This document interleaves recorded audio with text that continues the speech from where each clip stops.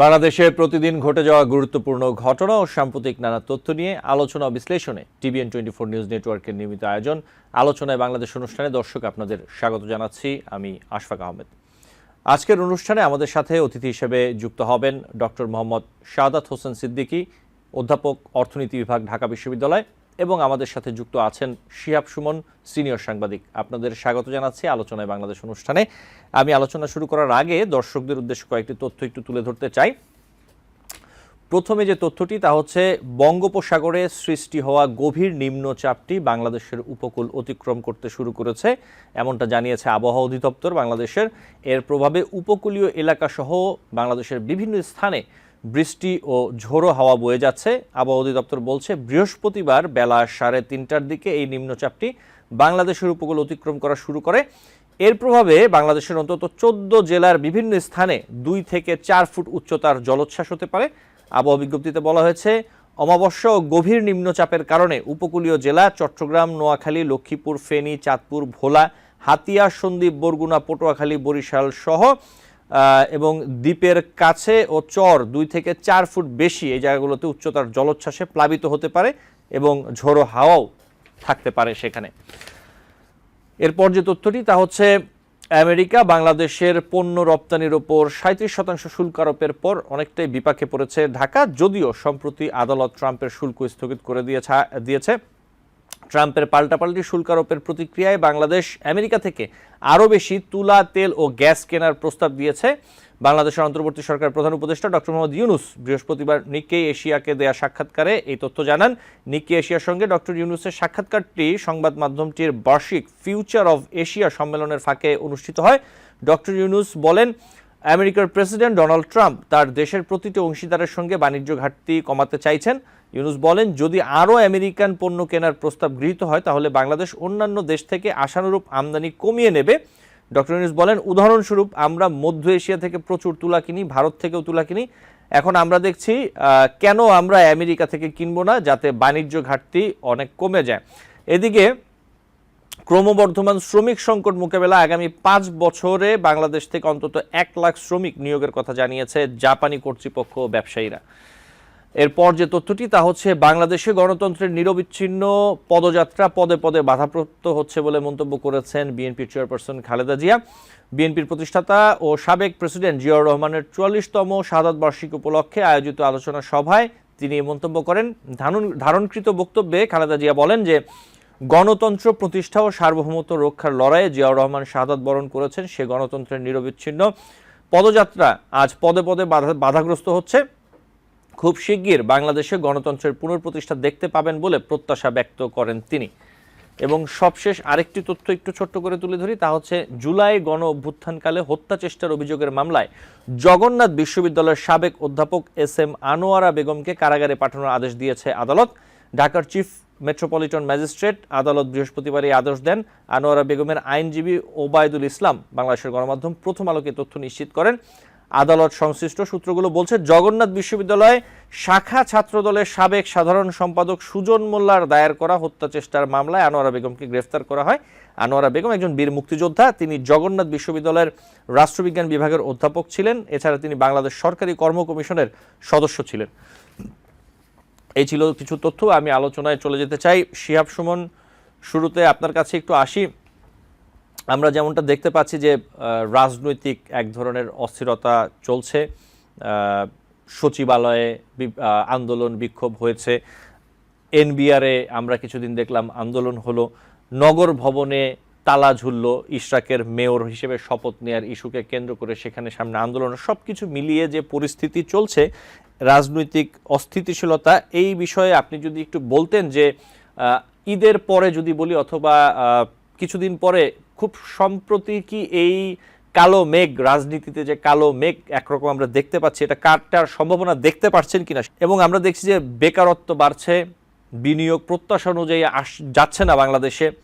অর্থনীতির যে এই চ্যালেঞ্জগুলো মোকাবেলায় সরকার, বাংলাদেশ অন্তর্বর্তী সরকার কি যথেষ্ট উদ্যোগ নিচ্ছে বলে আপনি দেখছেন কিনা?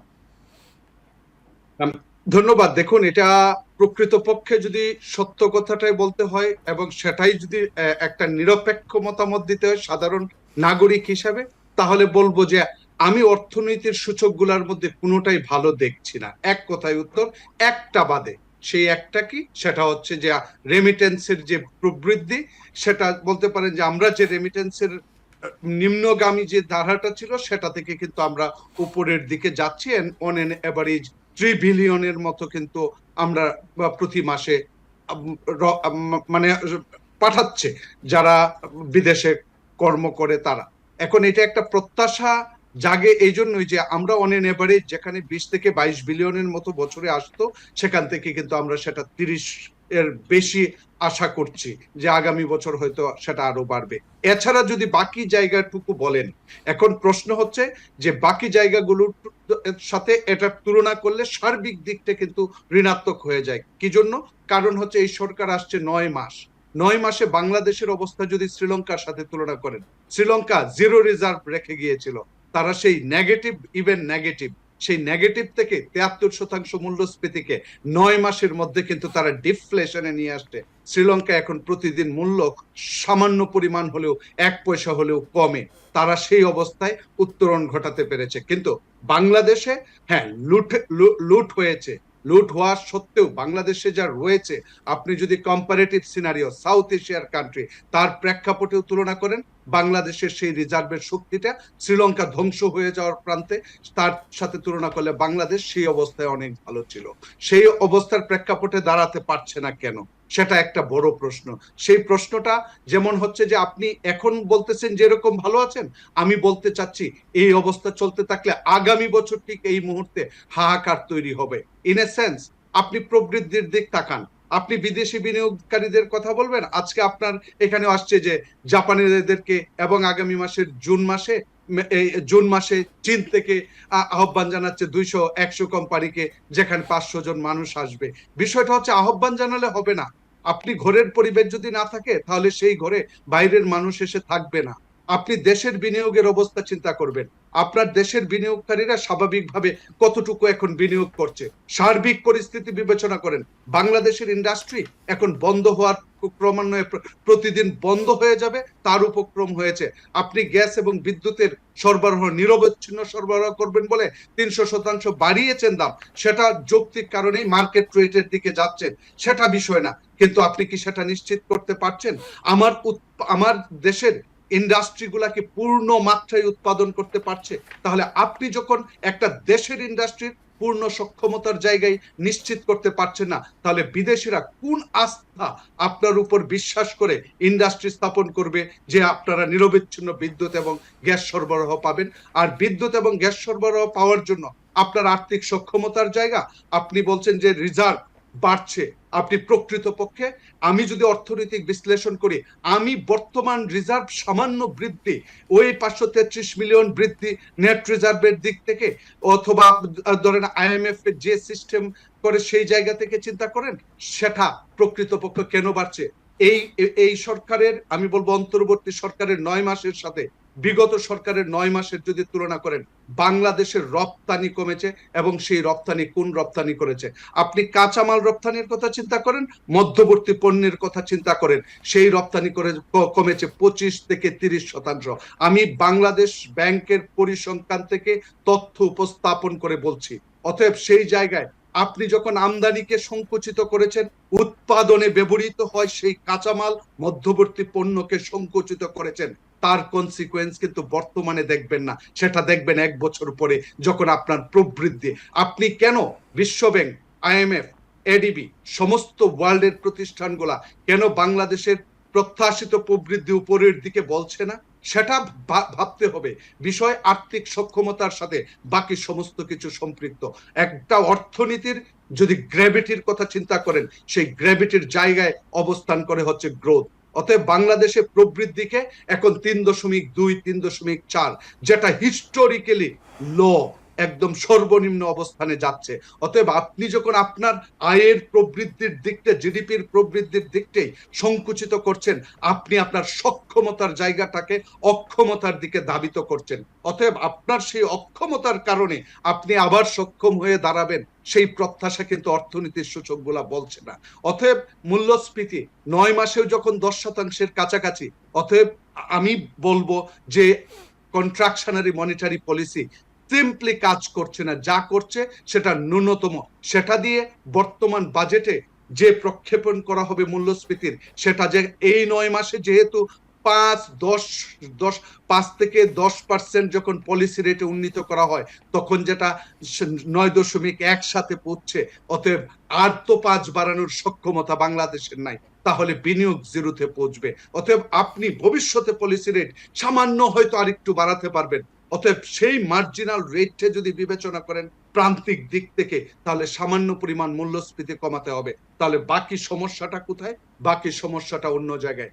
আপনার পূর্ণ সক্ষমতা না বুঝে যখন আপনি দেশের মুদ্রাকে পূর্ণ বাজারে নিয়ন্ত্রণটা, বৈদেশিক মুদ্রার বাজারটাকে পূর্ণ প্রতিযোগিতায় ছেড়ে দিলেন, পূর্ণ প্রতিযোগিতায় ছেড়ে দেওয়ার হয়েছে কিনা সময়, সেটা কিন্তু আমরা জানি পূর্ণ প্রতিযোগিতায় ছাড়তে হয়, কিন্তু সেটা ইনফ্যান্ট ইন্ডাস্ট্রি আর্গুমেন্ট যখন ইকোনমিক্সে পড়ানো হয় তখন আমরা পূর্ণ প্রতিযোগিতার কথা বলি, কিন্তু বাচ্চা ইন্ডাস্ট্রিটাকে বাঁচিয়ে রাখার জন্য আর্গুমেন্টেও আছে। অতএব আপনি সেই বাচ্চা রয়েছেন নাকি বাঘের সাথে যুদ্ধ করতে পারবেন, সেই সক্ষমতার জায়গা এই রিজার্ভ সামান্য বৃদ্ধি ইঙ্গিত করে না। আমি বলেছি এটা আসছে রেমিটেন্সের কারণে, সেই রেমিটেন্সের প্রবাহটার কারণে যতটুকু বাড়ছে, প্লাস হচ্ছে ইম্পোর্টের কারণে।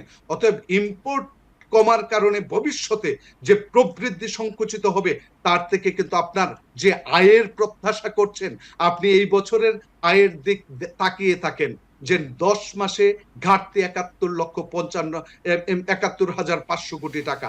অতএব আপনি তো আপনার কাঙ্ক্ষিত আয় সক্ষমতার জায়গা দেখাতে পারেন নাই।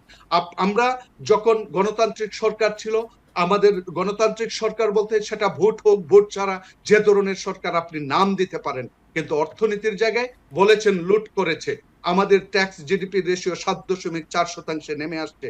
তাহলে আমরা একটা ভালো সরকার যে রাজনীতির সাথে সম্পৃক্ত নাই, বাংলাদেশের বিখ্যাত অর্থনীতিবিদ তাদের সমন্বয়ে একটা বিরাট রাষ্ট্র পরিচালিত হচ্ছে, তাহলে আর্থিক সক্ষমতার জায়গা বিবেচনায়, ট্যাক্স রেভিনিউর জায়গায় সেটা বাড়ছে না কেন? আপনি এনবিআর এর কথা বলবেন, দোষ দিবেন, আপনাকে দেখে টিআইএনদারির সংখ্যা 26 লাখ করতেই আপনার 2 থেকে 3 বার ডেট পরিবর্তন করে সারা বছরের জন্য উন্মুক্ত করে দিতে হয়। কিন্তু আপনি যদি এই সরকারকে ফখরুদ্দিন সরকারের সাথে তুলনা করেন, তাহলে স্পষ্টভাবে মনে করিয়ে দিতে চাই, ফখরুদ্দিন সরকারকে এক ধরনের, আমি বলবো ট্যাক্স টিনধারীদের, যারা কর দেওয়ার উপযুক্ত, তাদের জন্য একটা হুঙ্কার ছিল। হুঙ্কার বলতে সেই জন্যই, তার এক কথায় 88 লক্ষ আরো 10-15 বছর আগেই, 15 বছর 16 বছর 17 বছর আগে রেজিস্ট্রি করেছিল, টিনধারী হয়েছিল।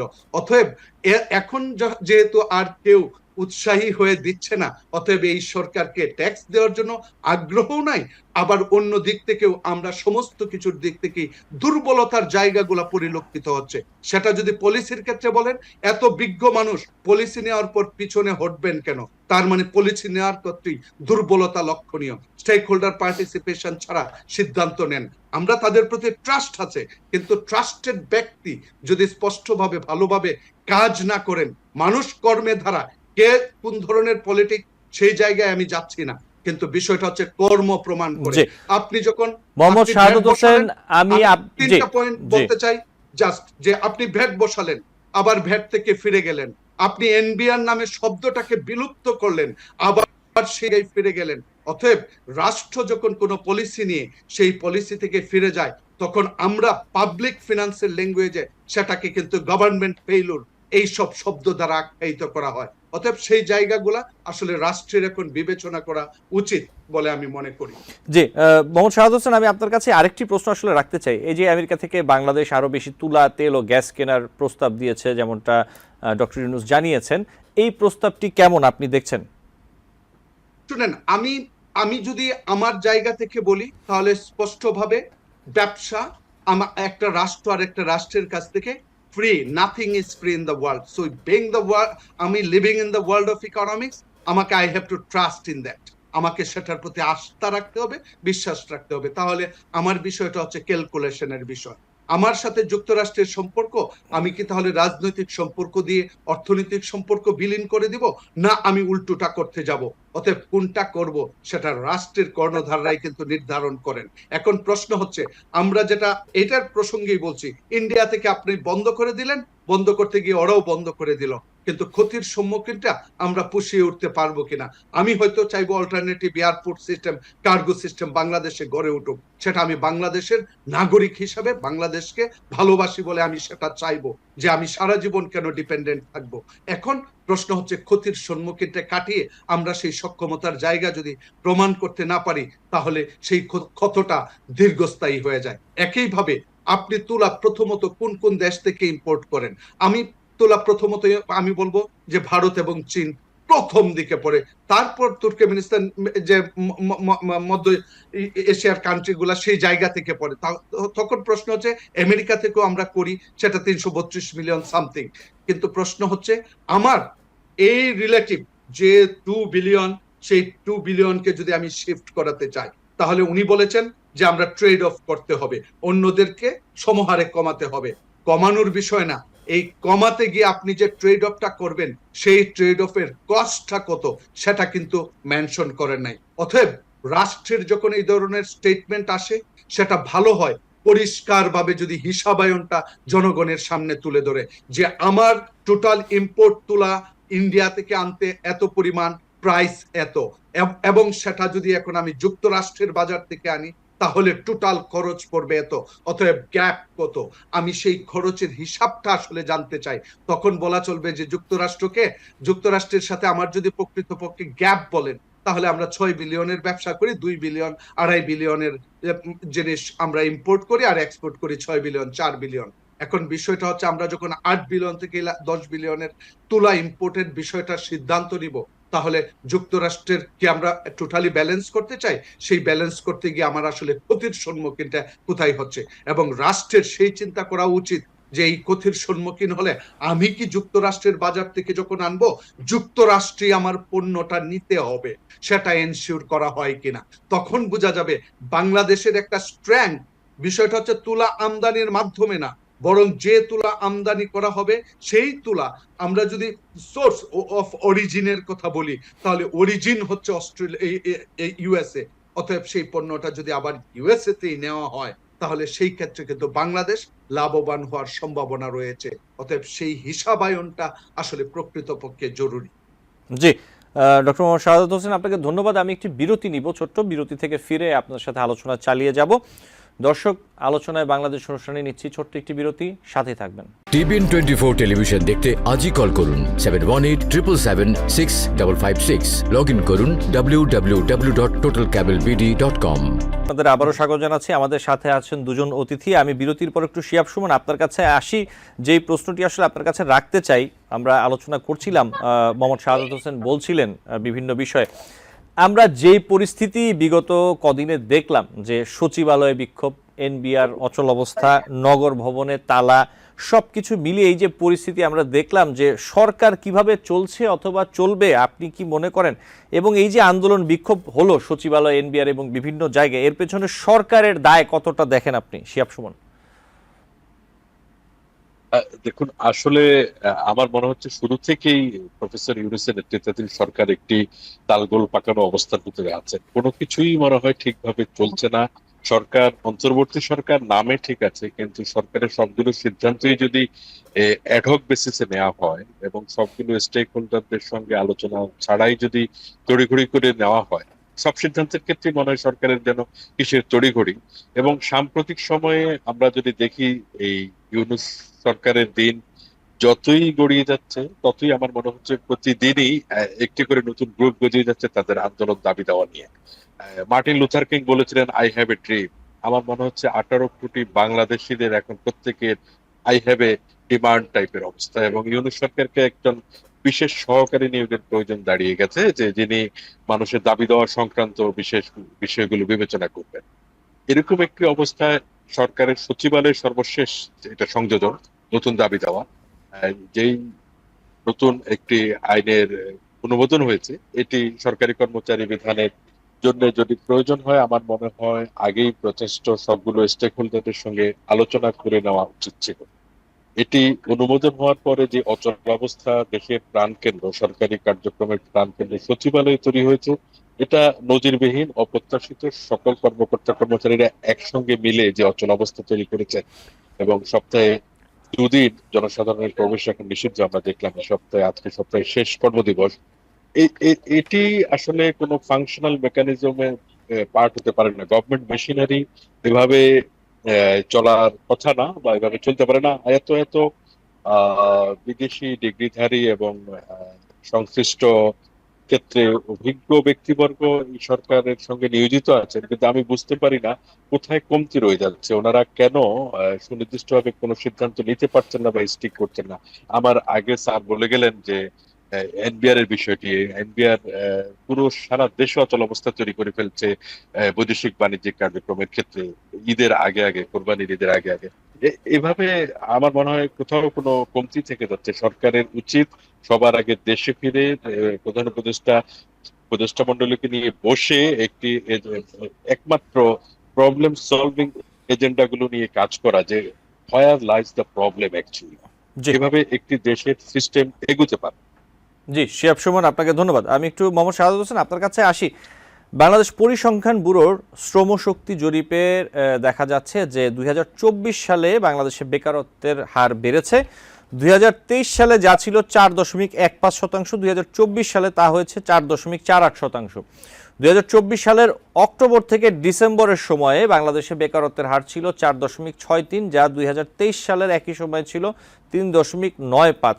এখন আমরা যেটা দেখলাম যে 5 বছরে বাংলাদেশ থেকে 1 লাখ শ্রমিক নেয়ার কথা বলেছে জাপান। প্রধান উপদেষ্টা জাপান সফরে আছেন, আপনি জানেন। এই যে বিদেশে শ্রমিক নিবে, খুবই ভালো কথা, সবই ঠিক আছে, কিন্তু দেশের শ্রমবাজারের কি হাল আসলে আপনি দেখতে পাচ্ছেন? সাদাত হোসেন, আপনার সাউন্ডটি অন করতে হবে। জি, যে আমি যদি আপনার কথাটা শুরু করতে চাই, এইভাবে বলতে হয়, সমঝোতা স্মারক বিষয়টার মানেটা কি? মানেটা হচ্ছে একটা রাষ্ট্র যখন আরেকটা রাষ্ট্রকে আমন্ত্রণ দেয়, অনেক ধরনের সমঝোতা হতে পারে, সেটার একটু মেমোরেন্ডাম অফ আন্ডারস্ট্যান্ডিং দুই গভর্নমেন্টের। এখন প্রশ্ন হচ্ছে যে আপনি দক্ষ শ্রমিক তৈরি করে জাপানিরা স্কিলড লেবার নিবে, দ্যাটস ফর শিওর। এখন সেই স্কিল তৈরি করার জন্য বাংলাদেশের স্কিল অথরিটি আছে। আমি 9 মাসে এমন কোন পদক্ষেপ দেখান যেটা বিদেশের শ্রমিক, যেখানে বাংলাদেশের অন এন এভারেজ 10 লাখ শ্রমিকের মতো বিভিন্ন ভাবে বাইরের শ্রম মার্কেটে যায়, এবং তাদের একমাত্র সফলতার জায়গা হচ্ছে রেমিটেন্স। এই সরকার যদি গর্ব করার মতো বলে, রেমিটেন্স নিয়ে গর্ব করতে পারে। যেটা আমি বললাম যে যেটা হিস্টোরিক্যালি 2.65 বিলিয়ন জুনে উঠেছিল, যেটা 1.68 বিলিয়ন থেকে আওয়ামী লীগ সরকার 2.65, সেটা হিস্টোরিক্যালি সেকেন্ড ছিল। এখন এটা হিস্টোরিক্যালি ফার্স্ট, 54 বছর ইতিহাসে প্রথম যে আমরা 3 বিলিয়নের মতো মাইল ফলক আমরা নতুন করে শুরু করলাম। তাহলে এই মাইল ফলক অর্জন করার পিছনে যাদের অবদান এবং যারা ভবিষ্যতে যেতে চায়, তাদের জন্য একটা নির্দিষ্ট পদক্ষেপ বলেন। অতএব আপনি রাষ্ট্রের জন্য বিশাল কন্ট্রিবিউশন করছেন। এই কন্ট্রিবিউশন শুধু টাকা পাঠানো না, এই কন্ট্রিবিউশন টাকার মান ধরে রাখা। ধরে না রাখলে আজকে জিনিসপত্রের 10% মূল্যস্ফীতি, আপনি মূল্যস্ফীতি হয়ে যেত 15%, 20%।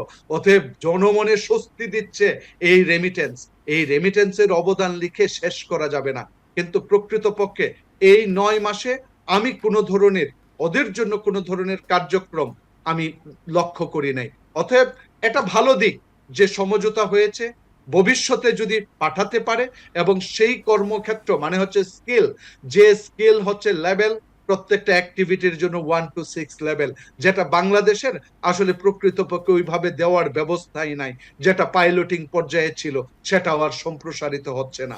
অতএব সেই জায়গাটা আগে আমাকে শুরু করতে হবে, এবং ধীরে ধীরে সেই কোন দেশের জন্য কোন ধরনের শ্রমিকের কোন স্কিল দরকার এবং কোন লেভেল পর্যন্ত স্কিল দিব, সেটা রাষ্ট্র আগে প্রাতিষ্ঠানিকীকরণ করো, তারপরে আমি হয়তো আশ্বস্ত হতে পারবো। কিন্তু এটা সত্য যে বাংলাদেশের আমি যে শ্রমশক্তিটা দেখতে পাচ্ছি, এটা পৃথিবীর ইতিহাসে যারা কাজে লাগিয়েছে, অর্থাৎ আমরা যে ইয়ুথ ডিভিডেন্টের কথা বলি, সেটা তারাই কিন্তু পৃথিবীতে উন্নত রাষ্ট্রে পরিণত হয়েছে। এটা জীবনে আর ফিরে পাওয়া যাবে না। অতএব সেই জায়গায় আপনি আপনি যে চিত্র তুলে ধরেছেন সেটা হতাশার ইন এ সেন্স। আমরা যেখানে স্বপ্ন দেখেছি যে প্রত্যেকটা যুবক নাকি এন্টারপ্রেনার হবে, এখন 9 মাসের হিসাবে কতজন এন্টারপ্রেনার হয়েছে সেটার একটা হিসাবায়ন দরকার। কারণ আমাদের প্রধান উপদেষ্টা মহোদয় স্বপ্ন দেখেছেন, স্বপ্ন দেখা ভালো, কিন্তু বাস্তবায়নের জন্য তার জন্য পর্যাপ্ত পুঁজি সরবরাহ করেছেন কিনা, কয়জন যুবক সেই পুঁজি পেয়েছেন, নতুন এন্টারপ্রেনার হয়েছেন, সেই হিসাবায়ন দরকার। এখন বিপরীতে দেখা যাচ্ছে বাংলাদেশের তো আসলে প্রকৃতপক্ষে কি জানেন, হতাশা যখন গ্রাস করে তখন আপনি বলেন বরং আমি এখন আর কাজ করতে চাই না। তার মানে আপনি কিন্তু আর আনএমপ্লয়মেন্টের ডেফিনেশনে পড়েন না। আনএমপ্লয়মেন্টের ডেফিনেশন এমনিতেই ওভার এস্টিমেটেড, বলবো না আন্ডার এস্টিমেটেড, কারণ এদেরকে তুলনা করলে অনেক হতো, তাহলে আন্ডার এস্টিমেশন অনেক কম। কারণ হতাশা থেকে অনেকেই বলে না যে আর কাজ করতে চায় না। অতএব আপনি যে সংখ্যাটার কথা বলছেন, প্রকৃত পক্ষে বাংলাদেশের সেই সংখ্যাটা আরো আরো আরো বেশি। অতএব আমার মূল কথা হচ্ছে, আমরা জানি প্রবৃদ্ধির সাথে এমপ্লয়মেন্টের একটা ঘনিষ্ঠ সম্পর্ক, একই দিকে ধাবমান। অতএব প্রবৃদ্ধি যেখানে সংকুচিত হওয়ার কথা বলে সেখানে এমপ্লয়মেন্ট বাড়ার কোনো সুযোগ তৈরি হয় না, যেটাই কিন্তু বাংলাদেশের জনগণের প্রত্যাশা ছিল। যে এই সরকার, অন্তর্বর্তী সরকার, যেহেতু রাজনৈতিক কর্মকাণ্ডের সাথে এবং আমরা মনে করছি যে রাষ্ট্রের লুটের সাথে সম্পৃক্ত হবে না, অতএব লুট যদি না হয়, সেই টাকা যদি রাষ্ট্রে বিনিয়োগ হয়, তাহলে আমাদের প্রবৃদ্ধি উপরের দিকে যাবে। সেই জায়গা থেকে বলা চলে যে আমাদের এমপ্লয়মেন্ট অপরচুনিটিস ক্রিয়েট হবে, সেখানে মোহাম্মদ শাহাদাত হোসেন, এই যে এমপ্লয়মেন্ট অপরচুনিটিসের কথা বলছেন, এই জায়গায় আমি একটু যোগ করি। আপনি আপনার আলোচনায় এক জায়গায় বিষয়টি তুলেছিলেন, আমি আবার একটু দর্শকদের জন্য একটু কানেক্ট করে দিই। আগামী জুন মাসের শুরুতেই বাংলাদেশে যাচ্ছেন চীনের 100টি কোম্পানির প্রায় 250 জন বিনিয়োগকারী ও ব্যবসায়ী। তারা বাংলাদেশে চায়নার বিনিয়োগ সম্ভাবনা ও বাজার নিয়ে বিস্তারিত ধারণা নেবেন। আমরা যদি দেখি, কিছুদিন আগে বিনিয়োগ সম্মেলন হয়ে গেছে বাংলাদেশে। আপনার কি মনে হয় এই বিনিয়োগ সম্মেলন থেকে বাংলাদেশের অর্জন কতটুকু, এবং এই যে যারা আসছেন চায়নার বিনিয়োগকারীরা, সেখানে বিনিয়োগ সম্ভাবনা আসলে কতটা, বাংলাদেশের বিনিয়োগ পাওয়ার সম্ভাবনা কতটা আপনি দেখছেন? যে ধন্যবাদ। দেখুন, এটার প্রেক্ষিত যেহেতু আলোচনা হয়েছে বিভিন্ন ফোরামে, এবং সেই ফোরামের প্রেক্ষাপটে বিডা দেখবেন কিছুদিন আগে একটা স্টেটমেন্ট দিয়েছে তারা কোন দেশের সাথে কতগুলো করেছে।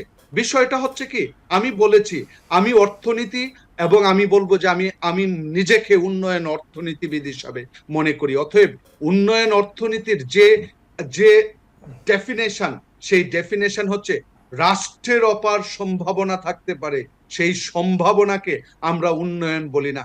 আমরা সম্ভাবনাকে তখনই উন্নয়ন বলি যখন সেটা বাস্তবে রূপ নেয়। অতএব আমি দেখব প্রকৃতপক্ষে যদি আজকে ইআরডি কর্তৃক যে রিলিজ হয়েছে, সেখানে আপনি গভর্নমেন্টের কমিটমেন্ট দেখেন, বিভিন্ন রাষ্ট্রের কমিটমেন্ট দেখেন এবং রিয়েলাইজেশন দেখেন। জাস্ট টুডে রিলিজড, যেটা আজকে রিলিজ হয়েছে, সেখানে আপনি দেখবেন ইন্ডিয়া চায়না এবং রাশিয়া, তাদের জিরো কমিটমেন্ট। যে সংখ্যাটা যোগ করলে আপনি হয়তো অনেকটা টাকা আগে পেতেন, এখন তাদের কমিটমেন্টেই নাই, শূন্য কমিটমেন্ট, প্রত্যাশা জিরো। অতএব বাকি কোত্থেকে ওই যে ঋণ করতে হবে, সেটা কোত্থেকে করবেন? এডিবি থেকে, ওয়ার্ল্ড ব্যাংক থেকে, এই সব জায়গা থেকে। আগের কমিটমেন্টের রিফ্লেকশন হচ্ছে, নতুন কমিটমেন্ট যদি যোগ করেন তাহলে আগের কমিটমেন্টের সাথে তুলনা করলে সেটাও কম।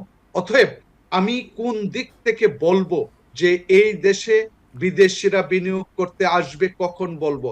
যখন একটা দেশের মূল্যস্ফীতি 3 বছর থাকে, সেই দেশে আপনি দাওয়াত দিয়ে যদি ভালো খাওয়ান, তারপরেও তারা ব্যবসায়ী প্রফিট বুঝবে। তার প্রফিট যদি মূল্যস্ফীতি খেয়ে ফেলে এবং চিন্তা করতেছে বাংলাদেশের ডলারের যে বাজারটা, সেটা কি স্থিতিশীল থাকবে না অস্থিতিশীল হয়ে যাবে, সেই সংখ্যাটা কিন্তু রয়ে গেছে।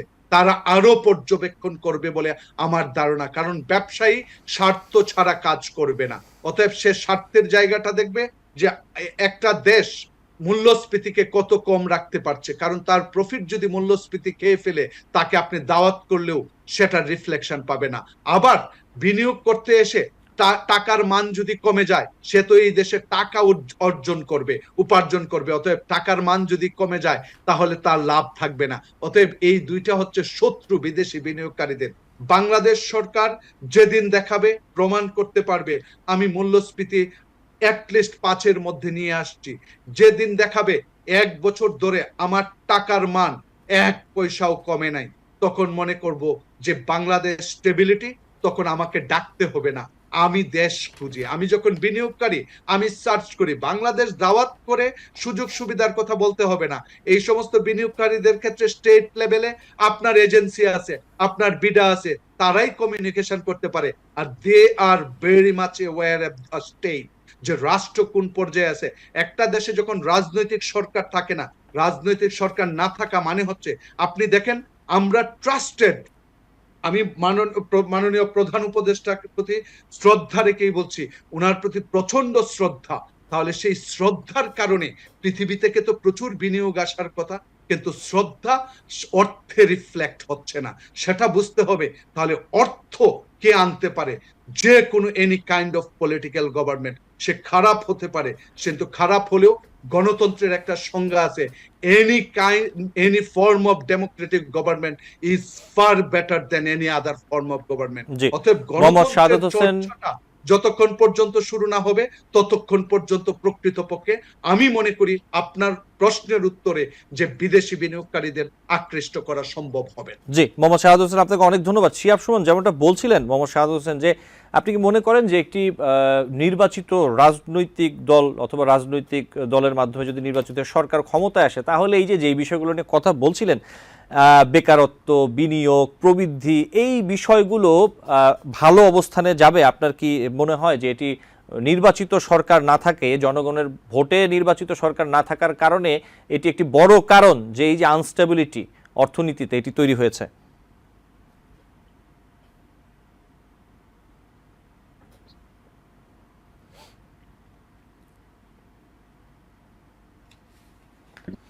শিহাব সুমন, আপনার অডিওটি সম্ভবত অফ করা, একটু দেখবেন।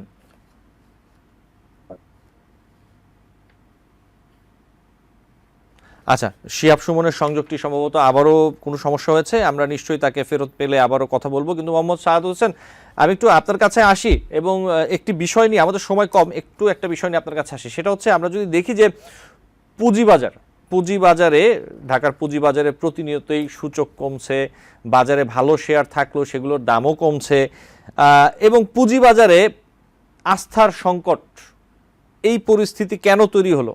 মোহাম্মদ শাহাদ হোসেন, আপনার বিশ্লেষণ কি বলে? আমি আপনাকে কিন্তু শুরুতেই বলেছি যে আমি যখন আমি সমষ্টিক অর্থনীতি পড়াই অর্থনীতি বিভাগে ঢাকা বিশ্ববিদ্যালয়ে। অতএব আমি যখন সমষ্টিক অর্থনীতির সূচকগুলা দেখি এবং আমি ছাত্রদেরকে বাস্তব ডাটা দিয়ে দেখাই, তখনই তো আমার মধ্যেই আশা জাগে না। অতএব সেই ট্রাস্ট, সেটা ইনভেস্টর বলছেন, বিদেশি বিনিয়োগকারীরা, দেশের বিনিয়োগকারীরা দেশের শেয়ার বাজারে বিনিয়োগ করছে না, উঠে যাচ্ছে। আপনি জানেন 16 লাখ 8 লাখে নামছে বিনিয়োগকারী, এবং এই সংখ্যা প্রতিদিন কমছে। এখন আস্থাহীনতার চরম শিখরে পৌঁছে হচ্ছে বাংলাদেশের শেয়ার মার্কেট, যেটাকে এখন আর বাজার, শেয়ার বাজার বলা চলে না। বর্তমানে যে অবস্থায় পৌঁছেছে, এই সরকার আসার পরে, অন্তর্বর্তী সরকার আসার পরে, এটা এখন যে অবস্থায় পৌঁছেছে সেটা হচ্ছে হিস্টোরিক্যালি ল, এবং একইভাবে আমি বলবো যে আস্থাহীনতার চরম শিখরে পৌঁছে। অতএব এটা আর কোনো বাজার নয়। এখন প্রশ্ন হচ্ছে 1,09,000 কোটি টাকার ক্যাপিটাল এর মধ্যে নাই, 9 মাসের মধ্যে নাই। তাহলে একটা গণতান্ত্রিক সরকারের সময় যদি বলেন এই বাজার থেকে লুট হয়ে যায় ক্যাপিটাল, এখন আপনি কি হিসাবে আখ্যায়িত করবেন? তাহলে এই সময় কেন এই অবস্থাটা হলো? তাহলে এখানেও কি কারসাজি করে 1,09,000 কোটি টাকা উধাও হয়েছে, কি উধাও হয় নাই সেটা বলবো না। আমি অর্থনীতির জায়গা থেকে বলি যে একটা দেশ যখন প্রত্যেকটা কোম্পানি ব্যবসা করতে পারে, ব্যবসার লাভ দেয়, এখন লাভ করে যদি না দিতে পারে, তাহলে আপনি তার গভর্নেন্সটা এনশিওর করতে পারেন নাই, রাষ্ট্রীয় এজেন্সি দায়ী। ধরেন বছরের পর বছর শেয়ার মার্কেটে অ্যানলিস্টেড, বছরের পর বছর একটা কোম্পানি জিরো ডিভিডেন্ড দিয়ে কিভাবে টিকে থাকে? তার মানে হচ্ছে অ্যাসেট ডাইভার্ট করেছে, যে ক্রেডিট নিচে ব্যাংক থেকে নেওয়া হয়েছে এই কোম্পানির নামে, সে অন্য জায়গায় এই অর্থ পাচার করেছে, যে কারণে আলটিমেটলি কোম্পানিটা নাম সর্বস্ব কোম্পানি হিসেবে অস্তিত্ব রয়েছে। সেটার জন্য তো স্টেট লেভেলের এজেন্সি আছে, প্রত্যেকটার জন্য রাষ্ট্রের মনিটরিং এজেন্সি আছে। অতএব আপনি বিসেক কেন করেছেন? বাংলাদেশ সিকিউরিটি এক্সচেঞ্জ কমিশন কেন? ঢাকা স্টক এক্সচেঞ্জ কেন? বিষয় হচ্ছে যে ইভেন আমি বলবো যে সেন্ট্রাল ব্যাংক কেন, তার মানে প্রত্যেকটাই কিন্তু ইন্টিগ্রেটেড এবং কমপ্লিমেন্টারি, একটা ছাড়া আরেকটা চলে না। কিন্তু রেগুলেটরি এজেন্সি যখন দুর্নীতিগ্রস্ত হয় রাষ্ট্রের, তখন আলটিমেটলি সবাই তার সুযোগ নেয়। এটা প্রমাণ যে আপনি যখন রেগুলেটর উইক হওয়া মানে হচ্ছে আপনার সবাই তখন সেই সুযোগটা নিতে। বাংলাদেশের যত কোম্পানি আছে অল্প কিছু সংখ্যক ভালো ডিভিডেন্ড দেয়, সেই কোম্পানিগুলাও এখন শেয়ারের অস্তিত্ব, শেয়ারের দাম যখন কমে তখন বুঝতে হবে আস্থা নেই। আমি বলবো আস্থাহীনতা না, আস্থাহীনতা বা আস্থা নেই এই মার্কেটের প্রতি।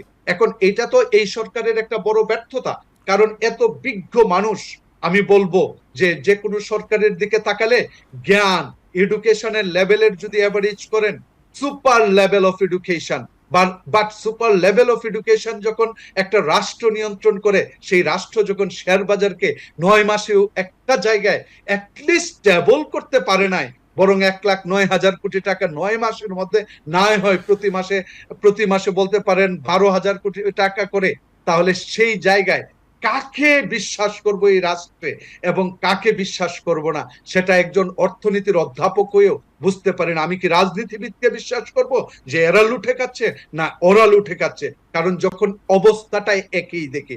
ব্যাংকের কথা বলবেন, আপনি দেখেন ব্যাংকের সাথে এইগুলার সম্পর্ক আছে। যেমন 16টা ব্যাংক যখন বলছে ডিভিডেন্ড দিতে পারবেন না, আমি একজন সাধারণ বিনিয়োগকারী হিসাবে ব্যাংকের শেয়ার কিনেছি।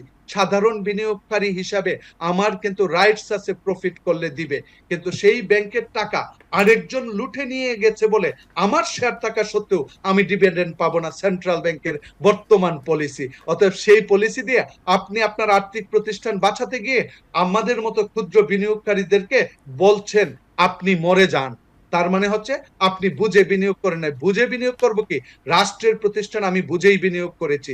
রাষ্ট্রের প্রতিষ্ঠান খালি করে যখন, তখন রাষ্ট্র কেন দেখে নাই, সেটা রাষ্ট্রের দায়বদ্ধতা হওয়া উচিত। অতএব সেই জায়গাগুলোর নিয়ে অনেক আর্গুমেন্ট, কাউন্টার আর্গুমেন্ট আছে। বাট সিম্পলি যদি বলি, বাজার আর বাজার নেই। শেয়ার বাজার বলতে এখন মানুষ এটাকে কোনো বাজার মনে করে না। সেই অবস্থানে উন্নীত হয়েছে না অবনতি হয়েছে, সেটা এখন আপনারা বিবেচনা করবেন। কিন্তু প্রত্যাশা যে যেভাবেই হোক এই বাজারটা ঘুরে না দাঁড়ালে উন্নতির সাথে ক্যাপিটাল স্টক মার্কেটের very positive relation.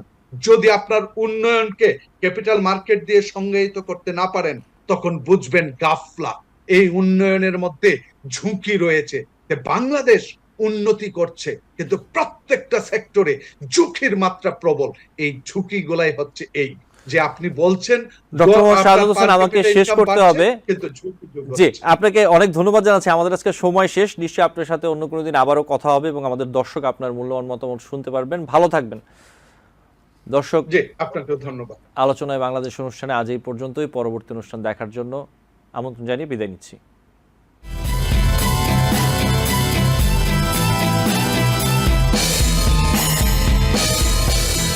TBN 24 television দেখতে আজই কল করুন 7187776556। লগ ইন করুন www.totalcablebd.com। নিউ ইয়র্ক থেকে সম্প্রচারিত টিবিএন 24 টেলিভিশন বিশ্বজুড়ে বাঙালির কণ্ঠস্বর।